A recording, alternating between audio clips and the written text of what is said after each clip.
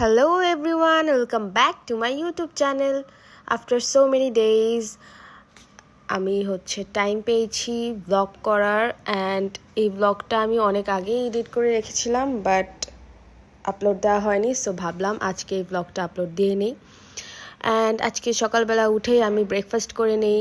Breakfast করার পর একটু আমার টবগুলোতে পানি দিয়ে নেই। সো আজকের প্ল্যান ছিল আমরা যাব একটা পিঠা উৎসবে। It's like a food fair. So এখন আমি আমার টবগুলোতে পানি দিয়ে আমি আমার শাওয়ার রুটিনটা দেখাবো অ্যান্ড আমি আমার শাওয়ার রুটিনে কী কী ইউজ করে থাকি সেটাও আজকে শো করব। ফার্স্টে আমি অ্যাপ্লাই করে নিই মুন স্কিনের এই অয়েল, দেন শ্যাম্পুটা ইউজ করি অ্যান্ড এই হেয়ার ভিনেগার ইউজ করি আফটার শ্যাম্পু। দেন ম্যাট্রিক্সেরই আমি হেয়ার মাস্কটা ইউজ করে থাকি অ্যান্ড বডি ওয়াশের জন্য তো আমি এই শাওয়ার জেল অ্যান্ড স্ক্রাবটা ইউজ করে থাকি। Then after getting out of shower, I'm doing my skincare routine. First day আমি অ্যাপ্লাই করে নেই আমার টোনার, যেটা most essential after face wash. টোনারটা ইউজ করার পরই আমি আমার ফেস সিরামটা ইউজ করে থাকি। After using serum, I'm going to use my favorite moisturizer, that is nail moisturizer. After using my moisturizer, I'm going to massage my face gently. এখানে ভিডিওটা speed হওয়ার কারণে একটু স্পিড দেখাচ্ছে। Then I'm going to use my favorite body lotion. এটাও আমার favourite because এটার স্মেলটা একদম মিল্কি টাইপের একটা স্মেল দেয়, খুবই ইয়াম্মি অ্যান্ড ডেলিশিয়াস। অ্যান্ড এটা ময়শ্চারাইজও করে প্লাস ব্রাইটেনিংও করে বডিটাকে। সো এটাও একটা মাস্ট ট্রাই প্রোডাক্ট।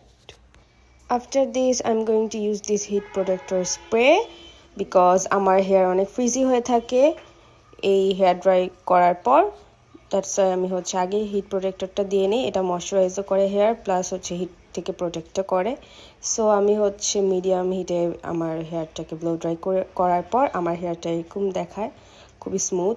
তারপর আমি ইউজ করব আমার হেয়ার কোম, যেটা একটা উডেন কোম। এই উডেন কোমটা দিয়ে হেয়ার ব্রাশ করতে অনেক বেশি ভালো লাগে প্লাস একটা রিল্যাক্সিং ফিল পাওয়া যায় অ্যান্ড এটা দিয়ে ব্রাশ করলে হেয়ার ব্রেকেজটাও রিডিউস করে। তারপর আমি ইউজ করব আমার হেয়ার সিরাম, যেটা স্ট্রিক্সের argan secret hair serum for coloured and damage hair. After using this hair serum I am going to use another serum. এটা আমি আমার হেয়ারের ইন্ডে ইউজ করে থাকি কারণ বেসিক্যালি আমার হেয়ার ইন্ডসটা অনেক বেশি ড্রাই অ্যান্ড ড্যামেজ থাকে, যার কারণে আমি এই সিরামটা পার্টিকুলারলি আমার হেয়ার ইন্ডসেই শুধু অ্যাপ্লাই করে থাকি। দেন আমি অ্যানাদার প্রোডাক্ট ইউজ করব, যেটা ইউজ না করলেও চলে, এটা অ্যাকচুয়ালি অপশনাল অ্যান্ড এটা একটা হেয়ার মিস্ট বেসিক্যালি, যেটা আমি বাইরে গেলে ইউজ করে থাকি বাট বাসায় থাকলে ইউজ করি না। অ্যান্ড এই হেয়ার মিস্টটা ইউজ করলে হেয়ার থেকেও খুবই সুন্দর একটা স্মেল থাকে all day long. After this I am going to have my lunch করার পরই আমি অ্যান্ড আমার ছোট বোন মাইমি আমরা দুজন বের হয়ে গেলাম মেলার উদ্দেশ্যে। এই ফুড ফেস্টিভ্যালটা হচ্ছিল আগারগাঁও পার্কে। এটা এয়ারফোর্স মিউজিয়াম। সো ফুড ফেস্টিভ্যালে এন্টার করার আগে আমরা একটু ঘুরে ফিরে নিলাম পিকটিক তোলার জন্য। দেন আমরা ভিতরে ঢুকলাম। অনেক মজার মজার খাবার ছিল প্রত্যেকটা স্টলেই। সবগুলো খাবার আমরা ট্রাই করতে পারি নাই বাট কিছু কিছু খাবার ট্রাই করেছিলাম। ওখানে গানও চলছিল, ছোটোখাটো একটা মিউজিক কনসার্ট টাইপ, সো ভালোই লাগছিল। দেন আমরা চিকেন, চাপ, লুচি অ্যান্ড গরুর মগজ ভাজা, যেটা অনেক বেশি ইয়ামি ছিল আনএক্সপেক্টেডলি। তারপর নিয়ে ফেলি জুস। আমি নেই জামের জুস, মাইমি নাই কফি মিল্কশেক, যেটা নেওয়ার পর অনেক বেশি আফসোস করে কারণ ওটা একদমই মজার ছিল না অ্যান্ড আমার জামের জুসটা খুবই মজার ছিল। এটার পরপরই আমরা খেয়ে ফেলি পানিপুরি। পানিপুরিতে অনেক রকমের টক ছিল, পুদিনা, দই, ঝাল টক, মিষ্টি টক, তারপর আর কি জানি টক ছিল ভুলে গিয়েছিলাম বাট প্রত্যেকটা টকই অনেক মজার ছিল। তারপর পানিপুরি খাওয়ার পরই আমরা ব্যাক করি আবার। দেন একটু পিকটিক তুলি, একটু ঘোরাফেরা করার পর চলে যাই পার্কের আরেকটা সাইডে, যেখানে ছিল অনেক অসাম রাইডস অ্যান্ড আরেকটা রাইডের ক্লিপ নিয়েছিলাম আমি ওই পার্কটাতে, যেই রাইডটা অনেক বেশি ডেঞ্জারাস ছিল অ্যান্ড ওই রাইডে ওঠার জন্য আমাকে মাইমি অনেক পুশ করতেছিল, বাট আমি তো যাইনি আর উঠি নাই। যেহেতু ওই রাইডটাতে উঠতে পারি নাই, এই জন্য আমি পরে ওকে নিয়ে অন্য একটা রাইডে উঠি, ট্রেন রাইড করি। তারপর হচ্ছে একটা দোলনা ছিল, ওই দোলনাতে উঠি আমরা। এটা হচ্ছে পার্কের এন্ট্রেন্স, লাইক ওই রাইডের ভিতরে এন্ট্রেন্স ছিল, বাঘের মুখ। দেন ওই সাইডে যে একটু ঘোরাফেরা করি, লাইটিং দেখি।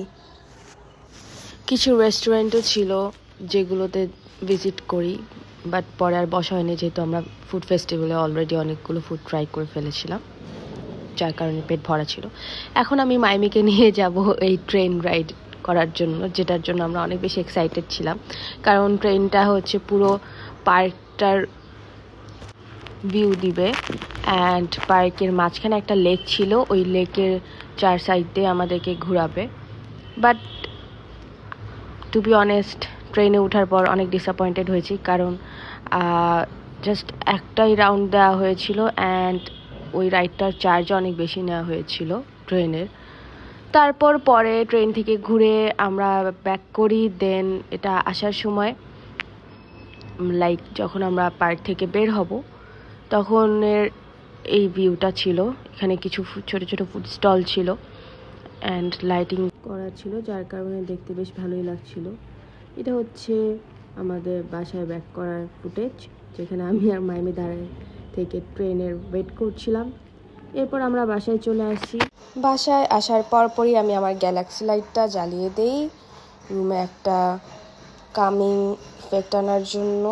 এই গ্যালাক্সি লাইটটা ছাড়লে আমার অনেক ভালো লাগে। এরপর আমি একটু অফিসের ওয়ার্ক করি অ্যান্ড অফিসের ওয়ার্ক শেষ করার পর আমি আমার নিউ কিবোর্ড নিয়ে জাস্ট টাইপিং করে দেখছিলাম এটা কেমন। অ্যান্ড এই কিবোর্ডটা আমার ফার্স্ট মেকানিক্যাল কিবোর্ড অ্যান্ড এটার লাইটিং ইফেক্টটাও খুবই জোস ছিল। এর পরপরই আমি আমার রুমে ক্যান্ডেল জ্বালিয়ে দিই, যেটা হচ্ছে আমি নিয়েছিলাম নিউটন আর্কাইভস থেকে। এটা হচ্ছে আমার কফি ক্যান্ডেল অ্যান্ড এটার স্মেলটাও অনেক নাইস। এরপর আমি আমার রুমে একটা ভাইব্রেন্স ক্রিয়েট করি লাইটিং ইফেক্ট দিয়ে, আমার মাইন্ডটাকে কাম অ্যান্ড সুদিং করার জন্য। সো এটাই ছিল আজকের আমার ছোটোখাটো ব্লগ। এই ব্লগটা ভালো লেগে থাকলে don't forget to subscribe my channel and like this video. আমি নেক্সটে এরকম আরও ছোটোখাটো ব্লগ আপলোড করার ট্রাই করবো। বাই।